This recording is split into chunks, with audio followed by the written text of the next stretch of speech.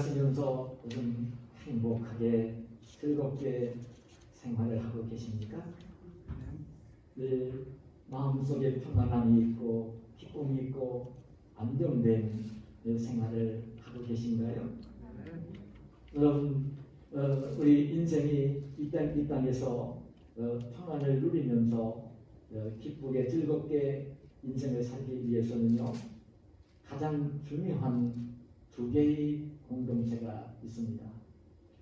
하나님이 직접 만드신 가정이라는 공동체, 교회라는 공동체입니다. 가정도 하나님이 이루어 주신 것이고요, 교회 공동체도 하나님이 이루어 주신 곳입니다. 여러분, 우리가 세상을 살면서 직장이라고 하는, 일터라고 하는 이 공동체는 여러분 땀을 흘리면서 수고를 하면서 많은 스트레스를 받으면서 일을 해야 되고, 그리고 이제 경쟁을 하면서 살아야 되는 곳이지만, 이제 와서 이제 그 피곤한 몸, 평안한 피곤한 몸, 지친 몸, 그 스트레스 받은 일들을 이제 해소를 받으며 평안을 누리며 기쁨을 누리며 안식을 누리며 회복해야 되는 것은 가정이라는 공동체와 여러분 교회라는 공동체인 것입니다. 이 땅을 살면서 우리가 살고 있는 삶의 현장은 다 스트레스를 받고 있는 것입니다. 여러분, 아무리 좋은 직장이라 하더라도, 일터라 하더라도 그 기쁨과 즐거움을 주는 일터는 아닙니다. 많은 스트레스를 주는 것이 일터인 것입니다. 그런데 우리가 일상생활을 하면서, 사회생활을 하면서 그렇게 받는 스트레스를 지친 몸과 마음을 평안히 쉴 수 있고 즐거움을 얻을 수 있고 회복할 수 있는 장소는 가정이라고 하는 곳이고 교회라고 하는 곳입니다. 하나님께서 이 가정과 교회를 그래서 세워주신 것입니다. 그대로 가정을 생각할 때에는 좀 기억하시길 바랍니다. 제가 지난 주일날도 행복한 부부의 원리, 오늘도 두 번째 시간으로 행복한 부부의 원리를 제가 말씀 제목으로 정하고 이렇게 말씀을 전하는 지금 시간을 갖게 되었습니다. 여러분, 가정이 그렇게 소중한데, 가정을 하나님이 세워주신 것인데, 여러분, 이 가정의 기둥이 되는 것은 바로 남편과 아내인 것입니다. 그러면서 자녀들이 태어나서 이제 그 아름다운 가정을 이루게 되어지는 것이죠. 그래, 가정을 생각하면 기둥을 생각하게 되는데, 기둥은 남편과 아내인 것입니다. 참 신비한 것입니다. 사실 남편과 아내는 우리가 가정을 이루어 결혼을 해 살고 있는 사람들 다 경험을 했겠지만, 알지도 못했던 남남이었는데도 불구하고 사랑으로 만나서, 옛날 같으면 중매로 만나서 이제 부부가 되어 가정을 이루게 되어지면요, 남편이 부모님보다도 형제보다도 더 가까운 사람이 되어지는 것이 남편이고 아내인 것입니다. 하나님이 그렇게 만들어 놓으셨기 때문입니다. 하나님이 그렇게 해놓으신 것입니다. 부부는 원래가 자신도 모르지만 한 몸이었었는데, 이제 떨어져 있게 하시다가 하나님이 짝을 지어서 한 몸을 이루게 하시고 함께 살게 하시기 때문입니다. 놀라운 일입니다. 저는 그래, 부모님 분들이요, 자녀가 결혼을 해서 부모보다도 아내를 더 사랑하고 아끼는 것 같고, 그 딸이 남편을 더 아끼고 사랑하는 것 같고 하면요, 절대 서운해하시지 말아야 됩니다.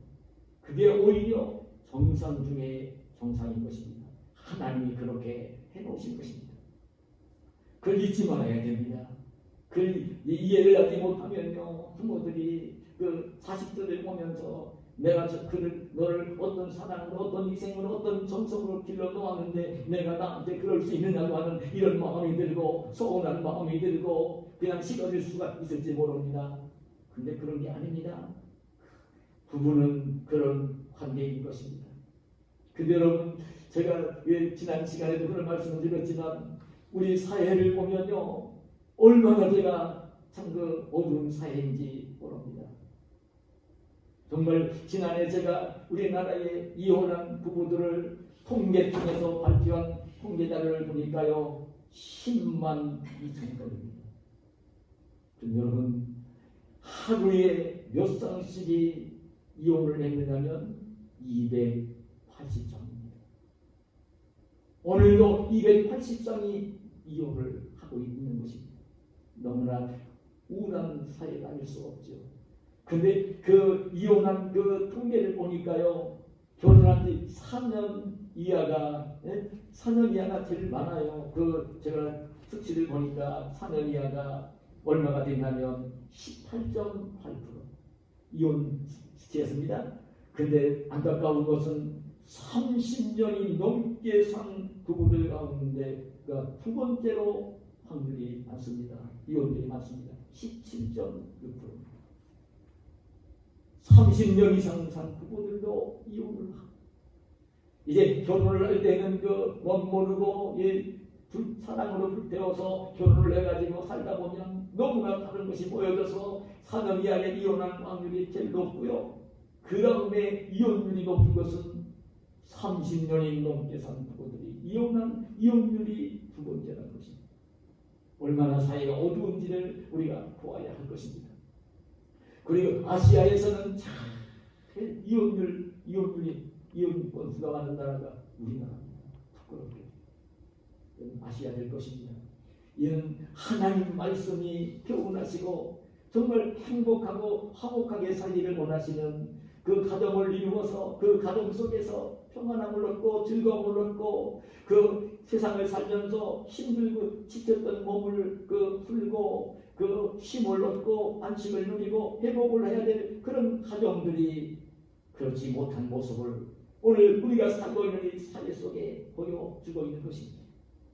저는 늘 말씀을 드리는 거예요. 여러분 믿지 않는 사람들이 지금 믿는 사람들 가운데도 그렇게 잘못되어진 모습을 볼 때에 남들과 저렇게 살고 있는데 아니 나보다 믿음 좋은 사람도 저렇게 행동을 하고 저런데 나도 이러면 좋지 않을까? 이렇게도 되지 않을까? 신앙생활은 하나님 섬기는 자녀들은 그렇게 세상을 살고 믿음 생활을 하는 것이 아님을 반드시 알아야 됩니다. 잘못되어지는 그 세상의 문화, 세상의 변화, 세상의 흐름을 따라가는 것이 아니라 하나님의 자녀들은 하나님이 기뻐하시는 그 인격과 신앙을 다듬으면서 세상과 구별되게 살아가야 되는 것이 우리 그리스도인들 성도들의 삶인 것입니다.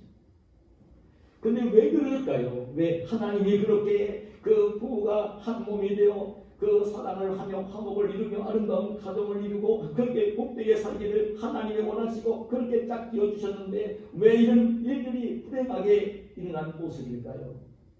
여러분 저는 오늘 우리가 본 사회상을 보면서 정말 하나님 말씀이 교훈하시는 저는 이 말씀을 좀 묵상을 하면서 오늘 지난주에는 아내가 남편을 향해서 가져야 되는 중요한 자세를 제가 말씀을 드렸어요. 여러분 5월 21일 어제는요 우리나라에서 정해준 부부의 날입니다. 그래서 제가 두 주로 나누어서 지금 이 행복한 부부의 원리라는 이 말씀을 묵상하며 준비를 했는데요. 그런데 정말 아내는 아름다운 단장을 해야 되고 정말 아름답게 단장을 해야 되는데 애고로 단장을 하지 말아야 되고 이 속사람 인격 성품을 온유와 안정된 심령으로 그 가정 속에서 이 아내가 안정된 심령으로 온유함으로 단장을 하고 남편에게 자녀들에게 또 누구를 만날 때에도 늘 따뜻함을 줄 수 있고 평안함을 줄 수 있고 기쁨을 줄 수 있는 그 성품으로 단장을 하라고 말씀을 하셨고요. 그리고 이 아내는 그 남편을 존경하면서 남편 말에 좀 따라주는 남편을 주인으로 알고 따라주라는 제가 아브라함과 사라의 예를 제가 들었잖아요. 아브라함이 믿음의 조상이니까 좋게만 미화시켜서 보면 좋게 볼지 모르지만요 아내인 사라가 볼 때는요 왕천적인 남편이었던 거예요. 세상에 그렇게 못난 남편이 어디 있습니까? 자기 생명이 위태로울 것 같으니까 아내에게 누이라고 거짓말을 하며 만들어가지고 아내가 이제 바로왕의 아내가 되도록 그러람의 아내가 되도록 하는 못된 남편, 어리석은 남편, 모자란 남편이 어디 있어요? 그런데도 그 남편의 말을 따라주는, 근데 하나님은 그 남편을 존경하면서 따라주는 그 사람을 보시면서, 아브라함을 보시면서 다시 어려움 당하지 않도록 해주시는 하나님의 손길을 보여준다고 그랬어요. 여러분, 그 남편에게도요, 아내를 향하여 가져야 되는 중요한 자세가 있습니다. 여러분, 하나님 말씀이 이 세상의 문화는 달라요. 여러분, 세상의 문화를 가지고 보지 말고요, 하나님께서 원하시는, 하나님 말씀이 교훈하시는, 성경이 교훈하는, 하나님이 기뻐하시는 부부의 원리 속에서 남편이 아내를 향하여 가져야 되는 중요한 자세가 있습니다. 여러분, 오늘 제가 읽어드린 그 말씀을 좀 묵상을 하면서 그런 하나님의 음성을 제가 함께 나누기를 원하는데요. 오늘 말씀 속에 있는 남편을 부르면서 뭐라고 말씀을 하시냐면, 오늘 베드로전서 3장 7절 상반절에 이렇게 말씀을 합니다. 남편들아, 이와 같이 지식을 따라 너희 아내와 동거하고, 이렇게 말씀을 먼저 시작합니다. 남편들을 향하여 하나님 말씀하시는 것입니다. 성령을 통하여, 오늘 베드로 사도를 통해서 성령의 감동하심 속에 이 말씀을 주시면서 기록을 하도록 하신 것입니다. 남편들아, 그러면서 뭐라고 하시냐면, 이와 같이 지식을 따라 너희 아내와 동거하고, 지식을 따라 아내와 동거를 해라. 지식을 따라 아내가 어떤 사람인지, 여자인 아내가 어떤 상태에 있는지, 어떤 존재인지, 여자가 어떤 사람인지를 반드시 잘 알고, 아내에 대해서 바르게 잘 알고 아내와 동거해라. 아내와 함께 살라. 그렇게 말씀을 하시면서 그 아내가 어떤 존재인가를 일깨워주냐면, 이어지는 베드로전서 3장 7절 하반절에 이렇게 말씀을 해요. 남편들아, 이와 같이 지식을 따라 너희 아내와 동거하고, 그러면서 그들도 연약한 그릇이요 또 생명의 은혜를 함께 이어받을 자로 알아. 이렇게 말씀을 하십니다. 하나님 말씀입니다. 내 아내는 어떤 사람이냐면, 너보다 더 연약한 그릇이라는 거예요. 너보다 더 연약한 그릇이라는 거예요. 남편에게 다시 깨우는 거예요. 내 아내가 된 내 여자인 아내는 너보다 연약한 그릇이다. 이렇게 깨워주고 있고요. 또 한 가지는 생명의 은혜를 함께 이어받을 사이인 것을 알라. 생명의 은혜를 함께 이어받을 자로 다가가려는 것입니다. 이게 하나님의 말씀입니다. 여자는 남편보다 연약한 그릇이라는 거예요. 좀 연약한 사람 존재라는 거예요. 저는 이 말씀을 묵상을 하면서 오늘 우리가 살고 있는 사회와 너무 엇박자를 놓고 있는 모습을 사실 보는 건데요. 여러분, 어떤 면 속에서 보면 여자들을 약하다고 얘기를 하면 그 뭔가가 요즘 말로 말하면 남녀 평등을 이야기하고, 그런 현실 속에서 너무나 이제 지금 문화랑 사회랑 그 엇박자를 놓으면서 잘못된 말로, 아니 그게 왜 하나님 말씀이냐고, 오늘 남자 여자 무슨 차별이 있느냐고, 남자 여자 얼마나 똑같으냐고, 여자도 대통령도 하고 수상도 지내고, 여자도 장관도 하고 국회의원도 하는 여자들도 얼마나 능력이 많은데 무슨 여자를, 아내를 연약한 그릇이라고 하느냐. 근데 여러분, 저는 그런 말씀을 드리고 싶어요. 물론 여자들, 저는 이 얘기할 때는요, 여자가 여러분 인격적으로나 지식적으로나 지성적으로나 영적으로 연약한 그릇이라는 말이 아닙니다. 오늘 이 말씀을 연약한 그릇이라고 얘기할 때는 여자가 그 남자보다 지식적으로, 지성적으로, 인격적으로 하나님을 섬기는 영적으로 연약한 그릇이라는 말은 아닙니다. 이 말은요. 근데 여자인 아내는 여러분, 육체적으로, 심리적으로는 연약한 그릇이라는 것을 알아야 합니다. 여자는 연약한 그릇이라는 거예요. 육체적으로 심리적으로는 연약한 그릇인 것을 알라는 것입니다. 이게 분명히 알라는 것입니다. 이 남편이 이걸 알라는 것입니다. 여러분, 제가 지난주에도 정말 남편을 왜 존경해 줘야 되고 왜 남편 말을 따라줘야 되냐고 얘기를 할 때에 아담과 하와가 범죄한 난 뒤에 찾아가신 하나님이 이 하와에게 뭐라고 말씀합니까? 남편이 너를 다스릴 것이다. 남편은 아내를 다스리도록 하나님이 주셨어요. 그 마음을 하나님이 주신 거라고요. 아내를 다스리고 싶어하는 마음을 하나님이 주신 거예요. 여러분, 그것은 욕심을 가지고 가는 게 아니에요. 그렇기 때문에 남편을 높여주고 존경해주고 남편이 무슨 말을 할 때 따라 주어야 한다는 말씀을 제가 드렸어요.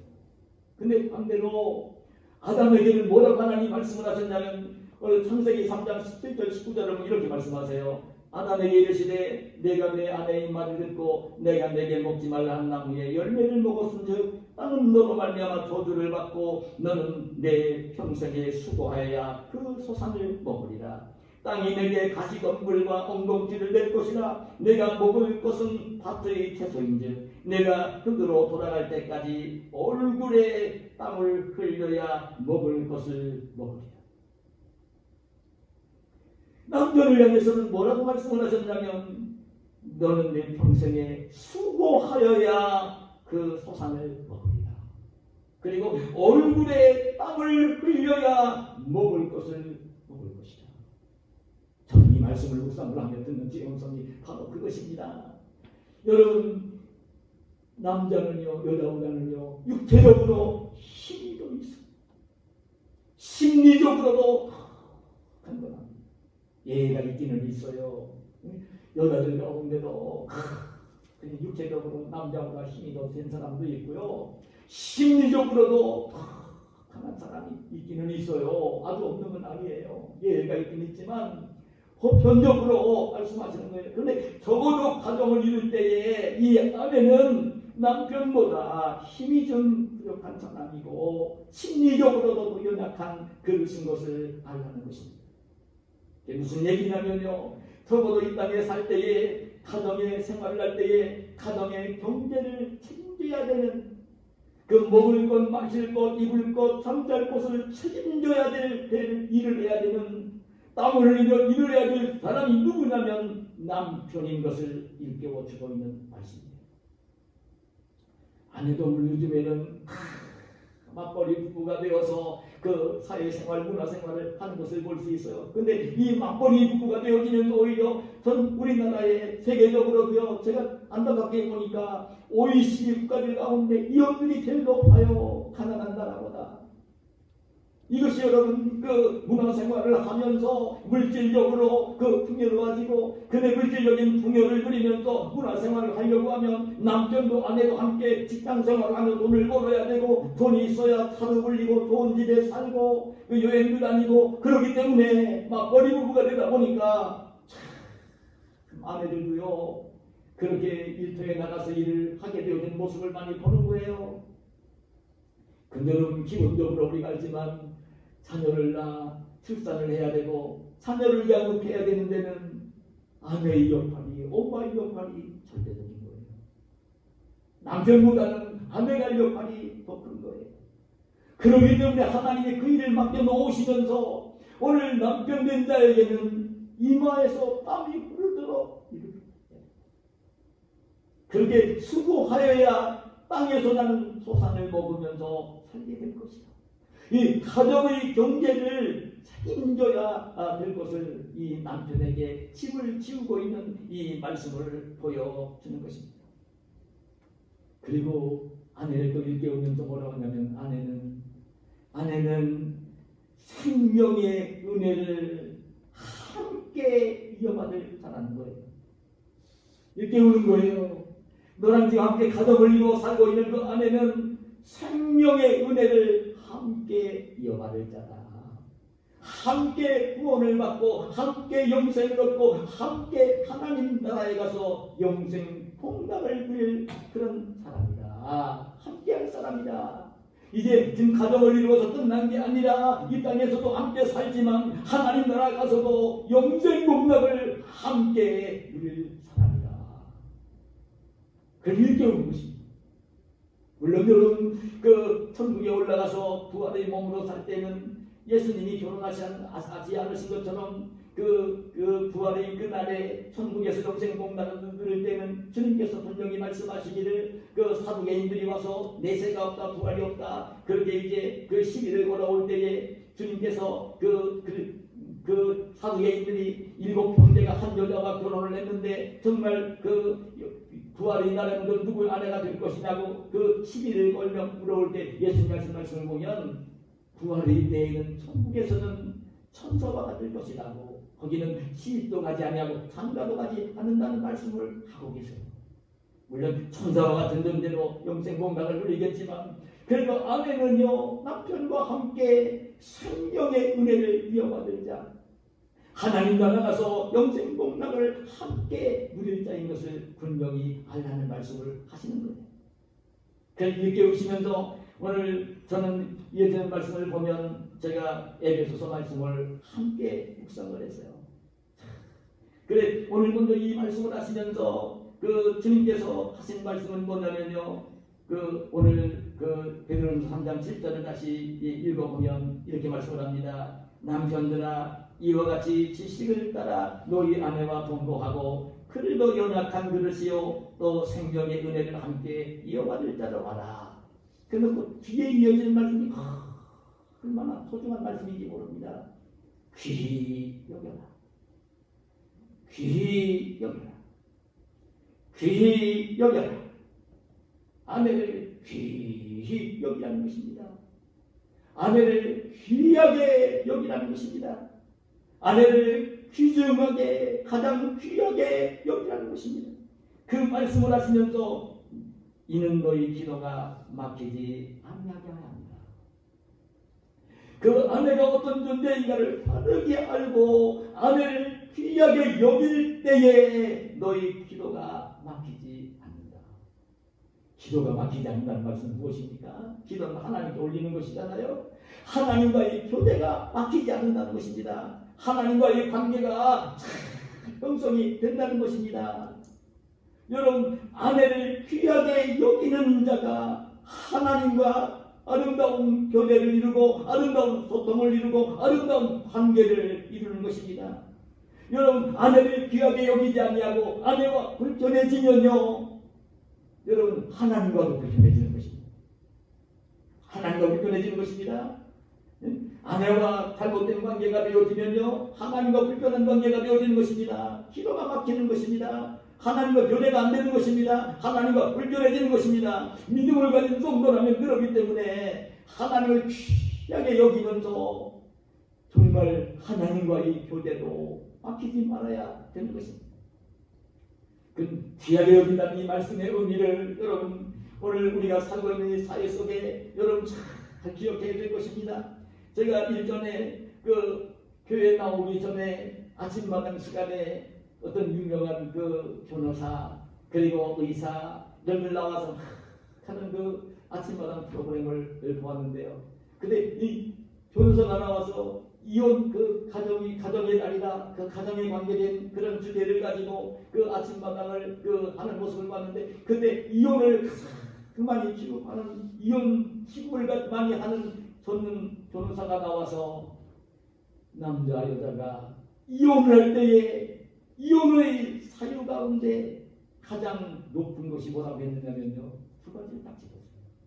하나는 성격이 안 맞아서 못 살고 또 하나는 재산 문제, 돈 문제 가지고 다투면서 부부가 깨어진다.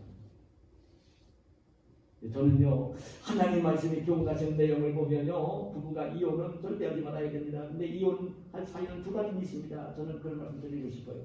남편이 힘이 있다고 아내를 폭력을 합니다. 무서워서 못 사는 것입니다. 그리고 또 한 가지는요 애도를 할 때 됩니다. 남편을 남편으로 아내를 아내로 인정하지 않는 겁니다. 그때는요 함께 살 수 없어요. 그 다른 이유를 가지고는요 절대로 이혼하면 안 돼요. 근데 이혼을 믿는 자들 가운데도 얼마나 이혼을 많이 하는지 모릅니다. 그래 제가 그걸 아픕니다. 그래 지금 우리 교회는 그런 분들이 없으니까 제가 편하게 이 설교를 할 수 있지만요, 큰 교회 가는 목사님들이 설교를 못합니다. 교인들 가운데 이혼한 사람들이 너무나 많거든요. 싫어하거든요. 하나님 말씀도 저는 싫어하거든요. 이혼하지 말라는 설교를 못합니다. 이혼한 교인들이 너무나 많아가지고 못합니다. 여러분, 그게 변질되어지는 것입니다. 이 진리가 변질되어지는 것입니다. 하나님 말씀을 바르게 전하지 못하면 변질되어지는 것이죠. 근데는 이혼 사유 가운데 가장 큰 게 그 빼놓고 나서는요, 성격 탓, 또 하나는 돈 문제라는 거예요. 그대로 저는 그 말씀을 들으면서 목사니까 그 변호사, 이혼을 가장 많이 치고 들어온 변호사가 가서 이혼하겠다고 찾아온 부부들 놓고 그렇게 이제 얘기를 들어보면 성격이 맞잖아. 도대체 성격이 맞지 않아서 못 살겠다는 거예요.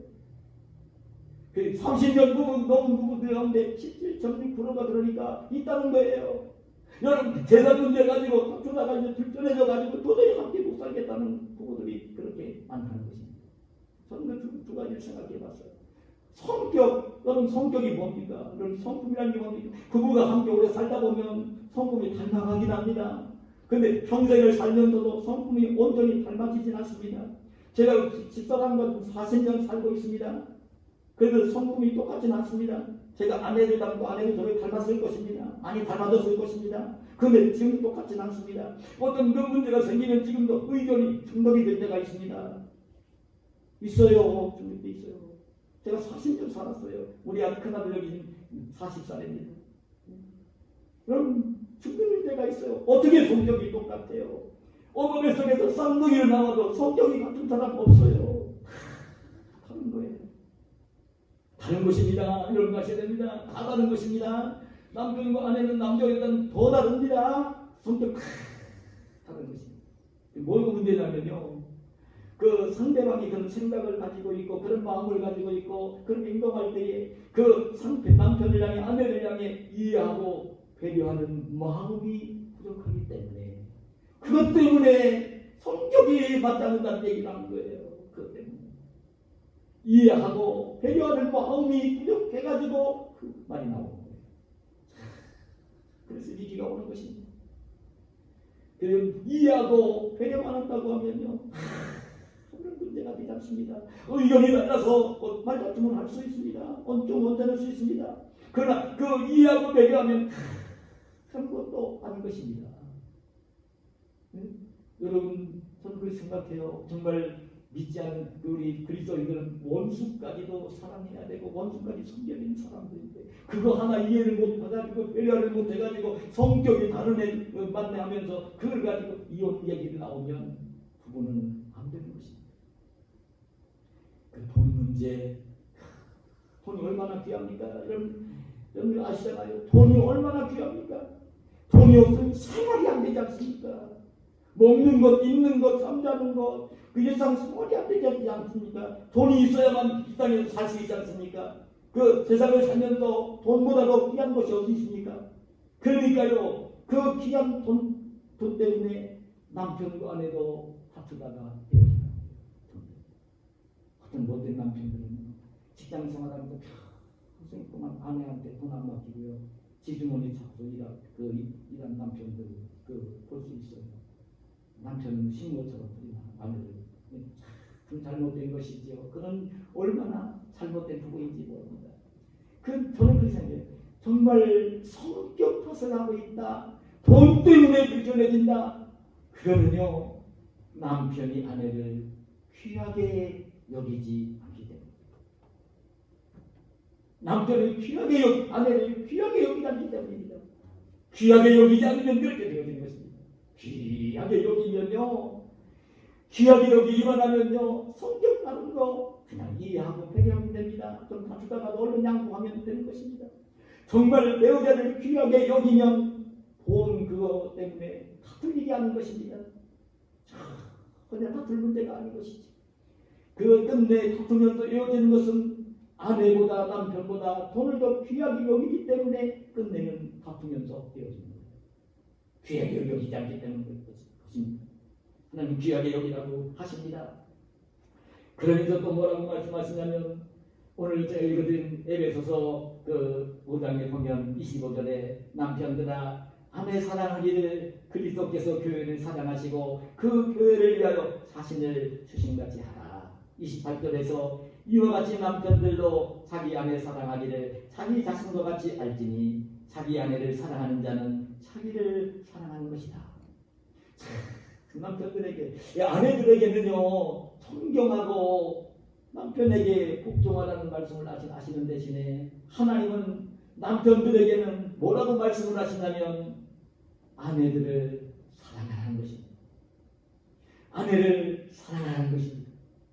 아내를 사랑하는 것이 바로 남편이 자기 자신을 사랑하는 것이라고 말씀을 하십니다. 근데 아내를 사랑하는데 그게 참 기뻐요. 어떻게 아내를 사랑하라고 말씀을 하시냐면 그리스도께서 교회를 사랑하시고 교회를 위하여 자신을 주신 같이 예수 그리스도가 구원받을 백성들을 위해 교회를 위해 자기 자신 자기 몸 그 구원받을 백성들을 위해 교회를 위해 죄값을 지불하기 위해 사랑하기 때문에 자기 몸을 십자가에 내주어 몸을 지키고 살을 지키고 피를 흘리며 죽어주시기까지 하시면서 사랑해 주신 것처럼 자기 자신을 그리스도가 성도들을 위해 교회를 위해 주신 것처럼 목숨까지 주신 것처럼 다 주신 것처럼 아내들을 남편들에게 주문하는 거예요. 그리스도가 교회를 위해서 다 주신 것처럼 남편들에게는 아내들에게 다 주기까지 목숨까지 생명까지 주기까지 사랑하라는 말씀을 하시는 것입니다. 이 말씀 여러분 어떻게 들립니까? 저는 그래 아내들에게 남편을 존경하고 복종하라는 말씀 드릴 때는 아내들이 참 거북스러울 거예요. 굉장히 거북스러울 거예요. 그렇죠? 근데 반면에 남편들에게는요 그리스도가 나를 위해 교회를 위해 그냥 어떤 일은 말 몇 마디 하는 거 뭐 조금 하는 게 아니라 자기 몸을 십자가에 내주어 대신 살 찢기시고 피 흘리시며 죽어주시기까지 주시면서까지 사랑하시고 다 내주신 거예요. 다 내주신 거예요. 그렇게 사랑하신 것처럼 아내를 사랑하라는 것입니다. 그럼 여러분 복종하는 게 힘든지 사랑하는 게 힘든지 저는 남편을 목사로 살면서 늘 듣는 하나님의 음성은요 사랑하는 게 더 힘들어요. 사랑하는 게 더 힘듭니다. 아셔야 됩니다. 사랑하는 게 더 힘듭니다. 복종하는 것은 그냥 마음에 안 들 때 그냥 바라만 주면 돼요. 인내를 갖고. 근데 사랑은요 그 복종하는 것을 감싸고 또 감쌀 정도까지 되어질 때만 사랑이에요. 사랑이 쉽지 않습니다. 다 주기까지 사랑하는 것입니다.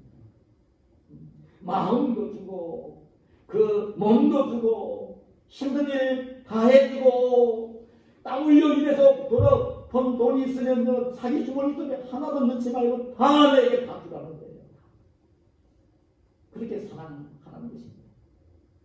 남편에게 이런 주문을 하는 것입니다. 아낌없이 다 주라는 것입니다. 그런 그 남편의 사랑을 확인하게 되어지면 참 이 아내는 달라질 수밖에 없죠. 달라질 수밖에 없는 거예요. 이런 문제는 다 틀린 게 아니에요. 근데 남편들도 보면 아니 아내가 이쁜 구석도 없고 뭐 상냥하게 굴고 말 듣는 것도 아니고 뭐 제 고집만 세고 뭐 이런 그 귀하게 여기지 않고 사랑하지 않기 때문에 그럴 때만 그게 나오는 거예요. 아내를 정말 귀하게 여기고 사랑을 한다면요 정말 문제가 되지 않는 것입니다. 여러분 꼭 아셔야 됩니다. 네, 하나님께서 남편에게 아내를 사랑할 때에 정말 예수님이 교회를 위해 성도들을 위해 몸 주신 것처럼 사랑하는 이 말씀을 묵상할 때는 그걸 기억했으면 좋겠습니다. 여러분 우리 예수님이 저와 여러분 구원하시기 위해서 십자가에 달려 피 흘리며 죽어주실 때에 저와 여러분이 그렇게 예수님의 사랑을 받을 만한 구석이 있었나요? 그런 분 한번 손 들어보세요. 예수님이 나를 위해 대신 죽어주실 만큼 내가 예수님 앞에 뭔가를 가지고 있었느냐 그만. 하나님의 교회를 위해 예수님 목숨까지 다 끝내주셨는데 교회가 그 예수님께 그렇게 다 해드린 게 뭐가 있어요? 여러분 로마서 5장에 보면 우리 하나님께서 예수님 십자가에 내려 죽게 하시는 이 사랑을 얘기할 때 우리가 죄인 되었을 때에 예수님을 십자가에 죽도록 내주시는 겁니다. 우리가 의롭고 선함이나 아무것도 할 수 없는 아무런 자격도 없을 때에 예수님이 대신 십자가에 달려 죽어주시는 겁니다. 오히려 벌레를 벌줘야 될 대상일 때 원수되었을 때에 예수님이 대신 죽어주시는 겁니다. 아무런 조건이 없이 하나님께서는 내 아내가 이렇게 좀 잘하니까 아내를 사랑하라 그렇게 하지 않으셨어요. 오늘 말씀 보면 그리스도가 교회를 위해 자기 자신을 주신 것 같이 남편들도 아내를 사랑하라고 하셨지 이런저런 조건을 얘기하지 않으셨어요. 그렇게 사랑해야 될 것을 이렇게 말씀해 주시는 것입니다. 여러분 남편과 아내 이 부부는요 한 몸을 이루며 살면서 가장 사랑하고 아껴주고 귀하게 여기고 섬겨줘야 될 대상이 바로 남편과 아내 사이라는 것을 잊지 마시길 바랍니다. 남편과 아내가 서로 사랑한다면 그 가정은요 아름다운 가정이 되어지고 건강한 가정이 되어지고 행복한 가정이 되어지는 것입니다. 여러분 아내가 자기를 존경해 남편을 존경해주고 남편이 말에 따라주면요 당당한 남편이 된다고 그랬어요. 근데 여러분 아내가 가장 아름다울 때가 언제인지 아십니까? 아내가 가장 예쁠 때가 언제인지 아십니까? 어디를 나가든지 정말 흔한 얼굴로 가장 아름다운 모습으로 남편에게 보여지고 가장 아름다운 모습으로 다른 사람들에게 보여줄 때가 언제인지 아십니까? 사랑을 받을 때. 그것도 남편에게 사랑을 받을 때인 것입니다. 남편에게 사랑을 받을 때인 것입니다. 남편에게 사랑을 받고 있는 아내는 참 아름다운 것입니다. 행복한 것입니다. 그 우리 남편들은 결코 잊지 말아야 될 것입니다. 아낌이 없이 없어야 되는 것입니다. 제가 이 말씀만 드리면 그 남편과 아내는요 사랑과 존경으로 귀하게 여기면서 아름다운 가정을 이루어야 되는데 제가 얼마 전 책을 읽다가 이런 글을 읽었습니다. 여러분 아름다운 부부의 이야기입니다. 그 미국의 성형외과 의사인 맥스웰 월츠 박사가 쓴 그 사이버네틱스라는 책이 있어요. 이 책에 나오는 한 이야기를 그 소개를 하면서 말씀을 떼주려고 합니다. 이 월츠 박사는 성형외과 의사입니다. 이 얼굴을 참 예쁘게 성형을 해주는 의사입니다. 근데 어느 날 한 여자가 이 월츠 박사를 찾아왔습니다. 찾아온 이 여자가 이 성형외과 의사인 월츠 박사에게 그 얘기를 합니다. 자기는 남편 때문에 지금 찾아왔다는 것입니다. 자기 남편을 위해서 찾아왔다는 얘기를 합니다. 그런 얘기를 하는데 참 눈물겹습니다. 남편이 오래전에 몇 해 전에 그 불이 났을 때 지에 불이 났을 때에 그 화재 현상에서 그 부모님이 그 불구덩이 속에 있을 때에 부모님을 구하러 불구덩이 속에 뛰어들었다가 얼굴에 화상을 입으면서 얼굴이 흉측하게 일그러졌답니다. 근데 그 자리에 그때에 부모님도 그러면서 구하지 못했다는 것입니다. 화재 부모님을 다 잃었다는 것입니다. 그런데 이 남편은요 불구덩이 속에 돌아가시는 그 부모님을 구출하려고 하는 몸부림을 쳤고 얼굴에 화상을 입을 때까지 노력을 했지만 부모님이 돌아가신 것이요 죄책감이 되었습니다.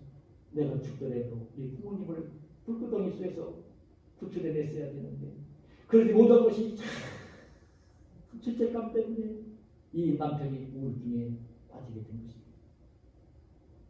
부모님을 살려내지 못한 그 죄책감 때문에 우울증에 빠집니다. 근데 얼굴까지 화상을 입어서 흉측하게 일그러집니다. 그러니까 사람들한테 그 얼굴 모습 보이기 위해서. 아니, 다른 사람들도 아닌 아내인 자기한테도 그 모습 보이기 싫어서 방에 들어가서 방에서 안 나오는 거예요. 자기 골방에 들어가서 안 나오는 거예요. 아내한테도 그 모습 보이기 싫어서. 그는 너무나 외롭고 그냥 우울증에 빠져서 고통 속에 살고 있는 남편의 이야기를 한 거예요. 그럴 때 그 말을 듣고 있는 몰주 박사가 그랬어요.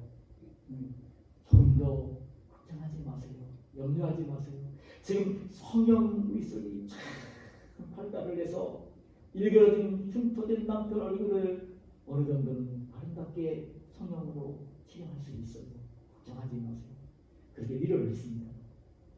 근데 그 말을 듣고 있는 아내가 참 충격적인 표현을 했습니다. 주문을 했습니다. 아니 박사님, 제 얼굴을 남편의 얼굴과 비슷하게 흉측하게 좀 성형수술을 해주세요. 남편과 좀 비슷하게 좀 그 얼굴을 좀 망가뜨려 주세요. 제가 남편의 고통에 정말 함께 할 수만 있다면, 그 남편에게 위로만 줄 수 있다면 그렇게 하고 싶어요. 그 남편이 나를 편하게 대할 수 있을 것이고, 그렇게 되어지면 이제 나가서 사회활동도 할 수 있을 것이고, 그럴 것이니까 내 남편 성형수술 해주는 것보다는 내 얼굴을 망가뜨려서 남편처럼 흉측하게 만들어주세요. 그 말 들으니 몰주 박사님 눈물이 났어요. 의사 감동이 됐어요. 그래서 이 여인을 따라 그 집으로 갔어요. 집으로 가서 남편이 나오지 않는 방에 가서 방문이 두드렸어요. 반응이 없어요. 또 두드렸어요. 반응이 없어요. 또 두드렸어요. 반응이 없어요. 그때 몰주 박사는 그 방 안을 향해서 큰 소리 이렇게 말했어요. 나는 성형외과 의사입니다. 나는 당신이 여기 있는 것을 잘 압니다. 지금 내 목소리를 듣고 있는 것을 압니다. 당신 아내가 당신을 얼마나 사랑하는지 아십니까? 당신의 아내는 당신이 밖으로만 나올 수 있다. 자기 얼굴을 당신의 얼굴과 같이 흉측하게 성형해 달라고 주문을 했습니다. 당신은 아내를 위해서 방에서 나와야 됩니다. 한동안 침묵이 흘렀어요.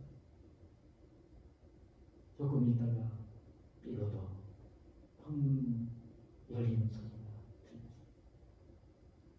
남편을 사랑하고 남편을 존경하고 남편을 위한 아내의 그 마음, 남편을 변화시킬 수 있었던 것이. 이런 말씀을 듣겠습니다. 하나님께서는 우리 성도들이 행복한 가정 속에서 행복한 가정을 이루고 행복하게 살기를 원하시는 분입니다. 여러분, 저와 여러분의 가정이 정말 행복하기를 원하시는 분입니다. 밖에 나가서 힘들고 어려운 일로 지치고 돌아와서 아내를 보면서 남편을 보면서 평안함을 얻고 힘을 얻고 삶을 얻는 그런 평안하고 화목한 가정이 되기를 원하시는 분입니다. 여러분, 가정에서는 정말 남편이 아내를 향해서 가져야 되는, 아내가 남편을 향해서 가져야 되는 정말 원리가 있습니다. 여러분, 지금 행복한 가정이십니까? 행복한 가정이신가요? 행복한 가정이십니까? 행복한 가정을 이루시기를 축복합니다. 아멘은요, 정말 아름답게들 속사랑을 단장을 하시기를 힘쓰시고요. 남편을 존경하면서 남편 말을 잘 따라주는 우리 아내들이 되기를 바랍니다.